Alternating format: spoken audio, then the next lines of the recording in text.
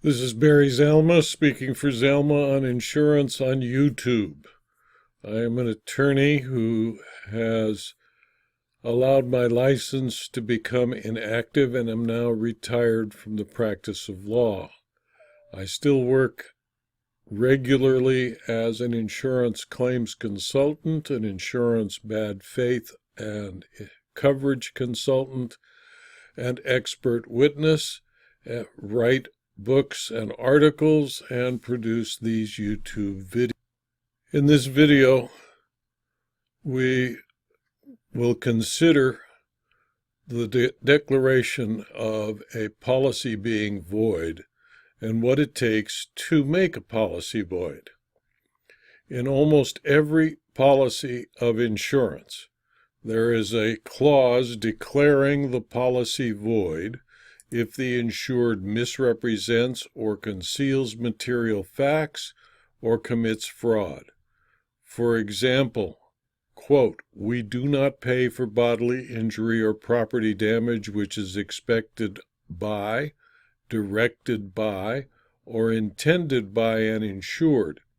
This exclusion does not apply to bodily injury that arises out of the use of reasonable force to protect people or property." That's the AAIS Form BP-200.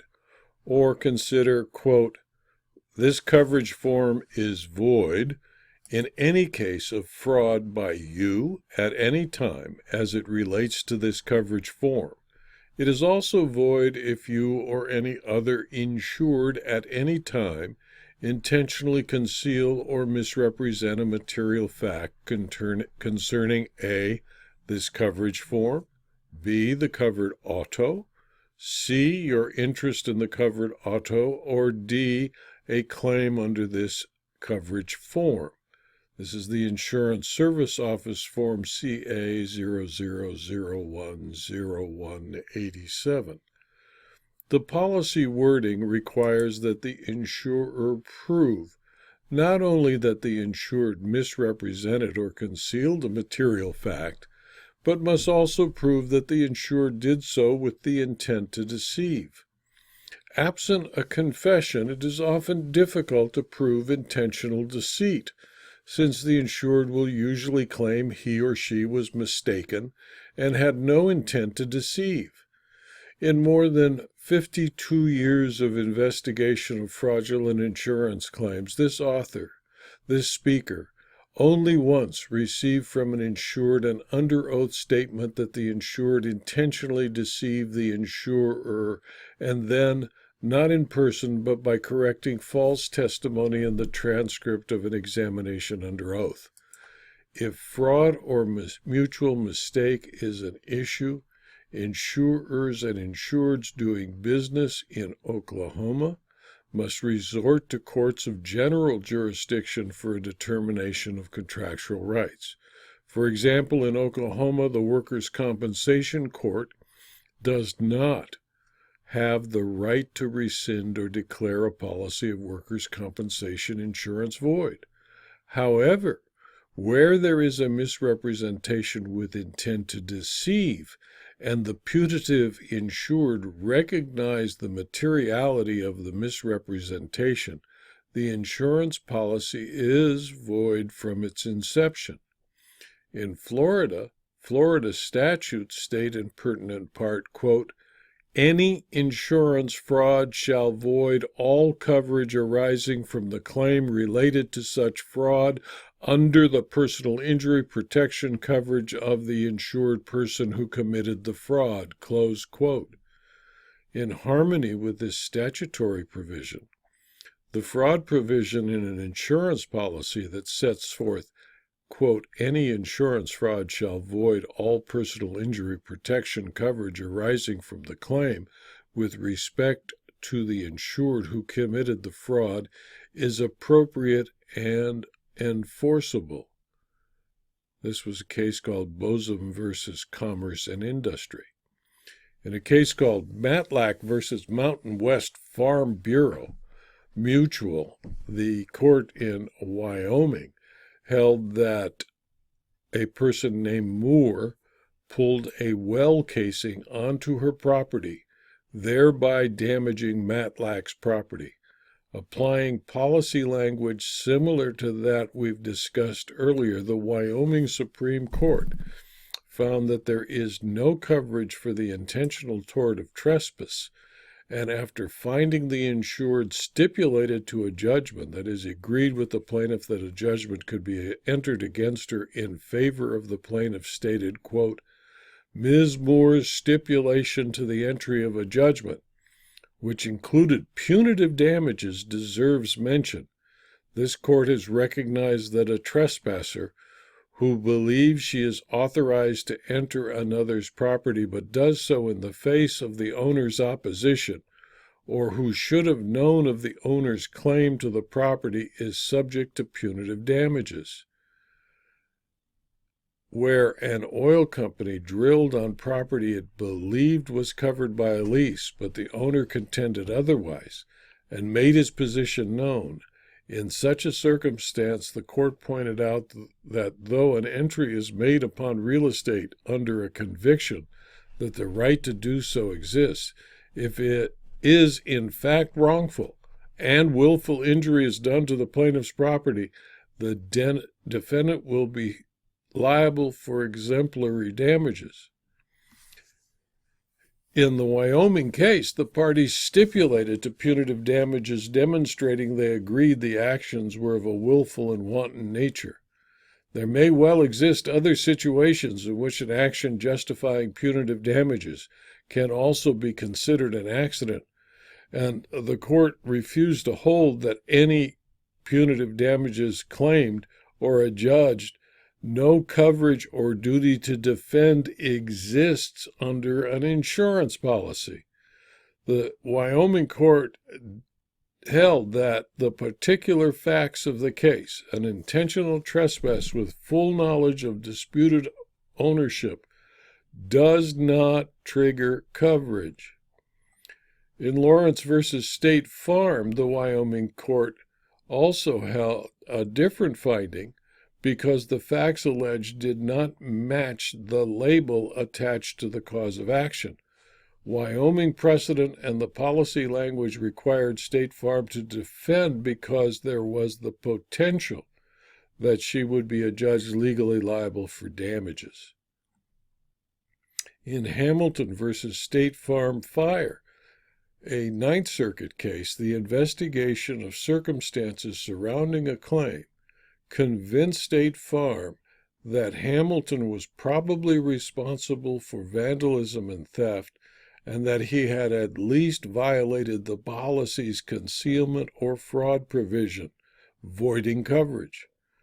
In November 1997, State Farm advised Hamilton that the claim was denied on the basis that Hamilton had failed to produce documents in support of his claim, that Hamilton had misrepresented the extent of his financial difficulties, his whereabouts on May 1997, and the existence or location of the allegedly stolen appliances. The bankruptcy court agreed, and the Ninth Circuit adopted the decision of the bankruptcy court. Whenever an insurer attempts to refuse coverage because a loss is caused by the intentional act of an insured, it must understand that it has the burden of proving that intent by a preponderance of available evidence. Denial for intentional acts without sufficient evidence can be the basis for a suit against the insurer. For instance, in Crown Tree Service versus Attain Specialty, the Ninth Circuit was asked by Crown Tree Service, Inc. to reverse the grant of summary judgment in favor of the insurer. The insurance coverage dispute arose from a commercial liability policy sold by Attain. The Bear Yuba Land Trust sued the insured after he removed trees from Bear Yuba's property under the belief the trees belonged to a neighbor. The policy provided a duty to defend claims for property damage caused by an occurrence which is defined as an accident. There is inconsistent authority, according to the Ninth Circuit, among California Court of Appeal cases on whether an insured's reasonable belief transforms an intentional act into an accident. Federal courts in California, without agreement from a state appellate court, are entitled to predict what the California Supreme Court would hold.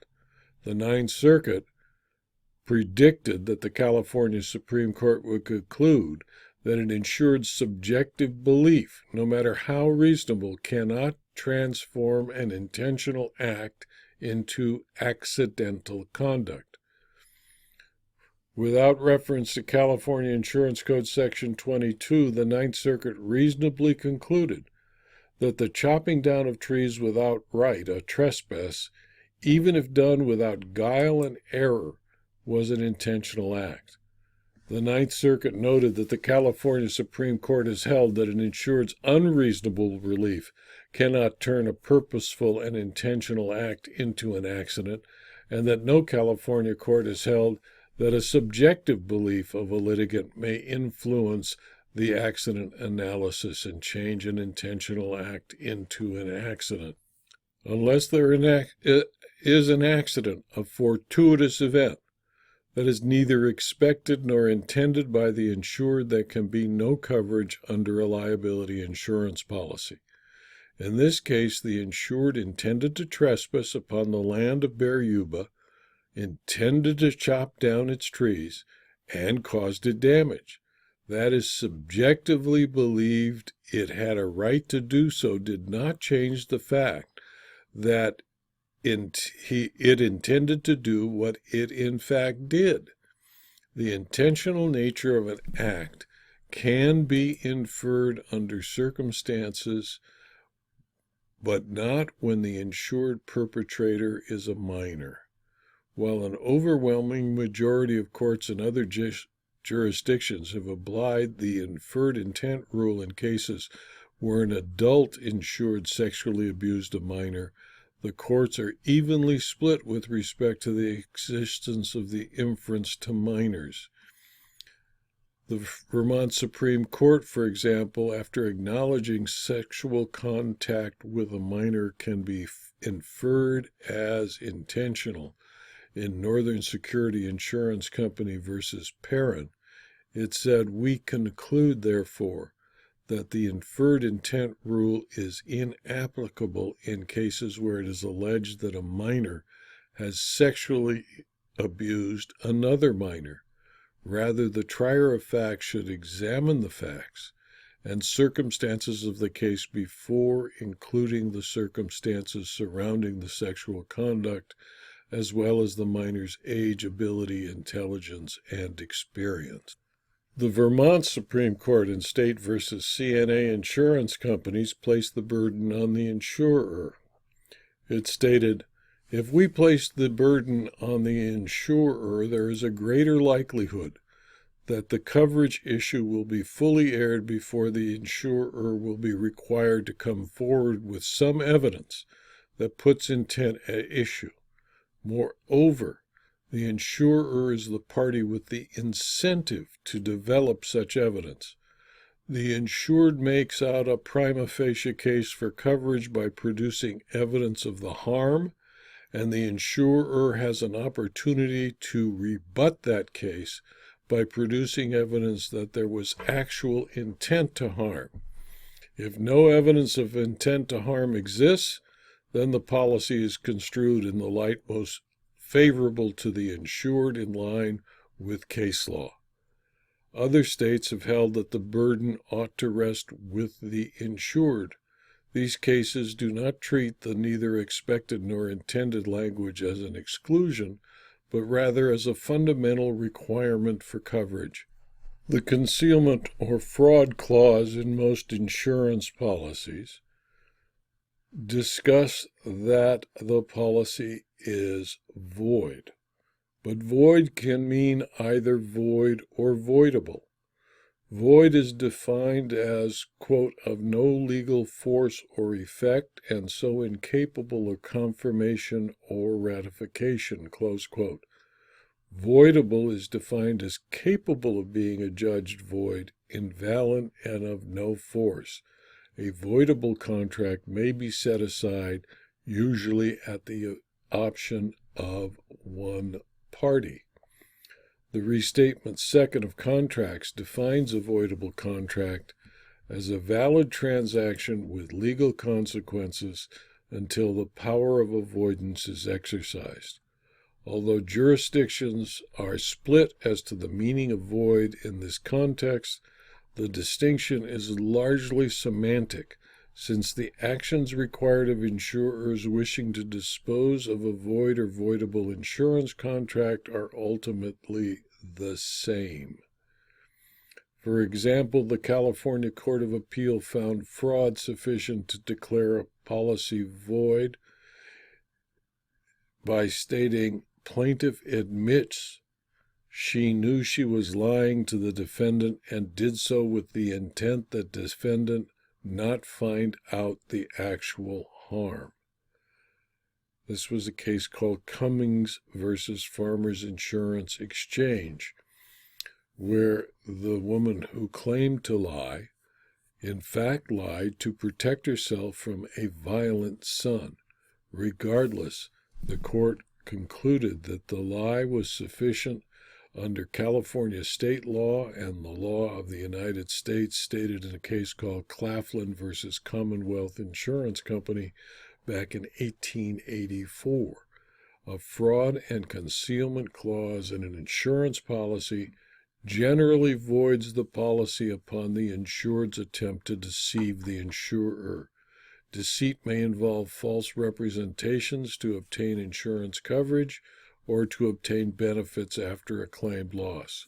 Misrepresentations in a policy application concerning use of the property was found to be sufficient to declare a policy void in Coca-Cola Bottling versus Columbia, a California Court of Appeal decision. A policy was also declared void when the insured set fire to his property and submitted false claims concerning value of property destroyed in a case called Singleton versus Hartford Fire.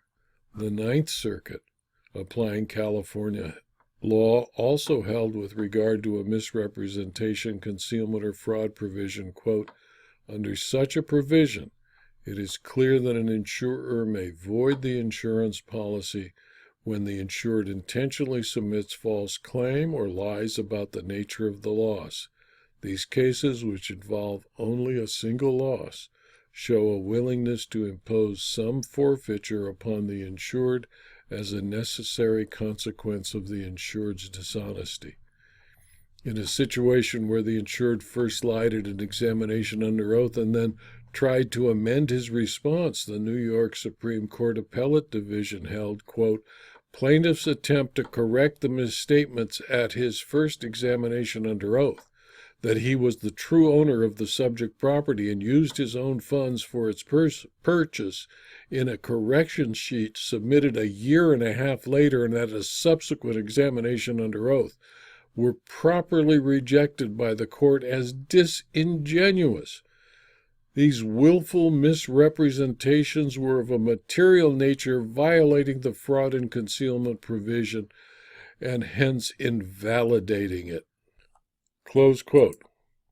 The fraud language of the policy was inserted by the drafters of the policy and the statute for the standard fire policy to provide a basis for a successful defense by insurers when an insured willfully conceals information about the insured loss or submits incorrect information in an insurance claim. Even when the fraud language is mandated by statute, courts often appear unwilling to support vigorous enforcement of the clauses, but are forced to do so by precedent and statute. This video was adapted from my book, Zalma on Insurance Claims, Part 103, Second Edition, which is available from Amazon.com or from my website, Zalma.com, by clicking on the link for Zalma's Insurance Claim Library. If you found this video to be of interest to you or useful to you or your colleagues, please subscribe to my YouTube channel and I will continue to post these videos.